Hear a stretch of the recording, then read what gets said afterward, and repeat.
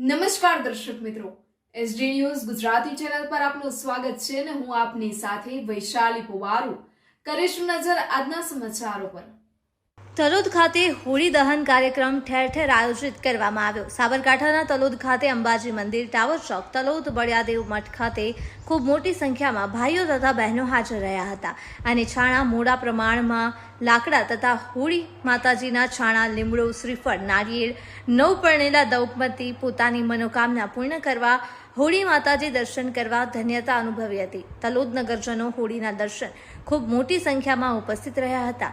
તલોદ મઠમાં યુવાનો એકતા દર્શન જોવા મળ્યા હતા અને ચાલો ખરાબ વિચારો સળગાવી સારા વિચારો પ્રગટાવી અને ઉજવણી કરવામાં તલોદ નગરજનો તહેવાર ઉજવવામાં આવ્યો। તમામના જીવનમાં કષ્ટો દૂર થાય, હોળિકા દહનમાં બળીને ભસ્મ થઈ જાય અને દરેકના જીવનમાં હંમેશા આનંદ રહે તેવી હોળિકા દહન પાસે પ્રાર્થના કરવામાં આવી હતી।